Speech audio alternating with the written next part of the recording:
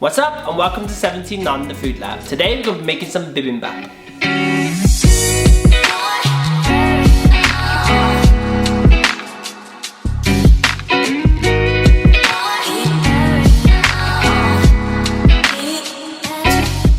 For this recipe we're going to make a duck and pomegranate bibimbap that's going to be spicy, slightly sweet and absolutely delicious. Bibimbap is life and it's one of those things you got to go and make right away. And before we begin, you can help support the channel by clicking on the subscribe button. I'd really appreciate it. With all that said, let's make some bibimbap.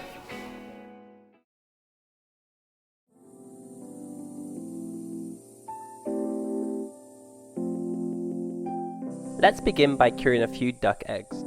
For the cure, in a small bowl we're going to want to add 50 ml of mirin and 50 ml of light soy.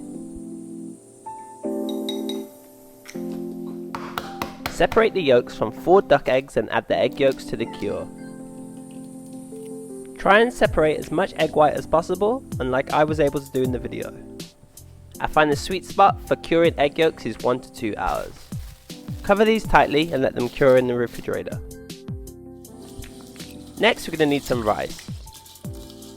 Wash enough rice for 4 people, then steam in usual rice cooker fashion. We will steam the rice first, then add the cooked rice to the bibimbap towards the very end. Moving on to preparing some vegetables. When it comes to bibimbap, these are the vegetables I like to use. Peel and slice 2 carrots into a fine julienne. Next, using a peeler we want to shave 2 courgettes into ribbons. And finally, wash and pick the leaves of around 300 grams of choi. Nice and simple, and we'll come back to the vegetables shortly. Time to make the key to bibimbap, the Gochujang Sauce. These are the brands I like to use and the majority of them are Korean. Start by adding 3 generous tablespoons of gochujang to a bowl. Next, add 1 tablespoon of brown sugar, 1 tablespoon of sesame oil, 1 tablespoon of light soy, 2 tablespoons of mirin and 1 tablespoon of apple vinegar. Mix all of the ingredients well until nice and smooth. Finish the sauce by adding 2 minced garlic cloves and 2 tablespoons of toasted sesame seeds. Mix again, then place the sauce to one side for now.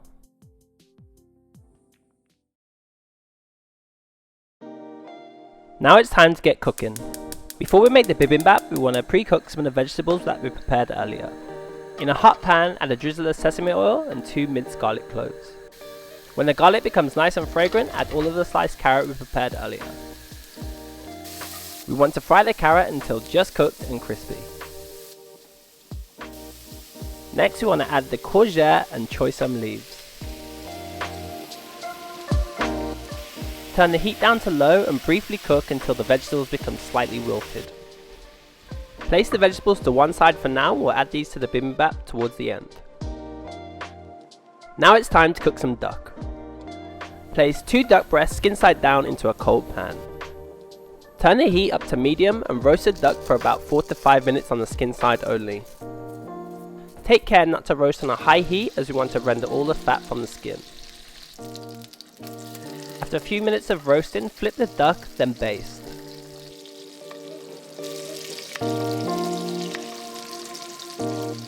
We now want to deglaze the pan with 2 tablespoons of mirin, 2 tablespoons of light soy, 1 tablespoon of honey and 1 teaspoon of white sugar. Continue to cook and baste the duck for a further 4 to 5 minutes. And just for reference, for a rare duck we're looking for an internal temperature of around 54 degrees centigrade. When cooked, remove the duck breast from the pan. Place the duck breast to one side and allow these guys to rest for around 15 minutes. As for the glaze we roasted the duck in, add 1 tablespoon of fennel seed and cook on a high heat. Continue to reduce and we're going to use this to glaze the duck. When the glaze is ready, remove from the heat, then glaze the duck breasts. Continue to rest and we'll slice these up later.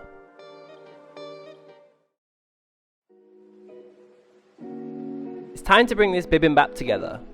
Traditionally we're going to use a Dolsot pot. However, if you don't have one, you could use a clay pot or even just a pan. Place onto a medium heat, then add a drizzle of sesame oil. Next, add 2 minced garlic cloves. Add the steamed rice we cooked earlier. And we want to fill the Dolsot pot up to around 3/4 of the way full. The secret to a good bibimbap is to get the base of the rice nice and crispy.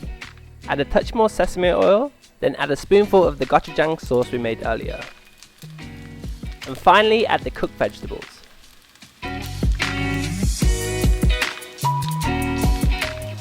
Continue to cook the bibimbap for around 10 minutes.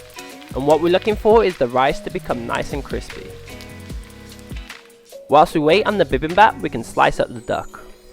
You can slice this however you like, but for this recipe I like bite-sized cubes. Along with the duck, we're going to serve the bibimbap up with some pomegranate, sliced nori, sesame oil and sesame seeds. Separate the seeds from the pomegranate, and this is going to go really well with the duck and the spicy gochujang sauce. And all that's left to do now is to serve up this bibimbap.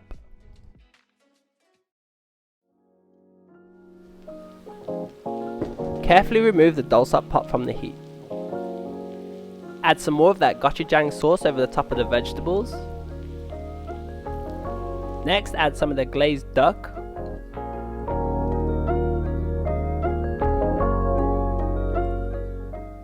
And finish with a cured duck egg yolk. Finally, we can finish the bibimbap with a touch more sesame oil, some toasted sesame, some fresh pomegranate, and finally some sliced nori. I had a ton of fun making this bibimbap and I can't wait to dig in. Bibimbap is super simple and really flexible in terms of what you can add to it.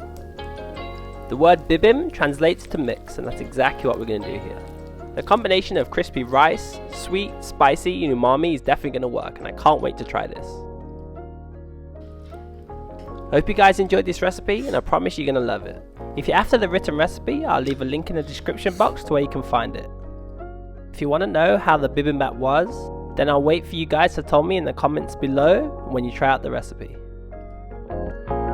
Thanks for watching, and I hope you guys enjoyed this recipe. If you want to see more recipes like this in the future, then click on the like, subscribe, share button and all that other good stuff. It really helps the channel grow. And with all that said, I'll see you guys on the next one. Take care, and as always, peace.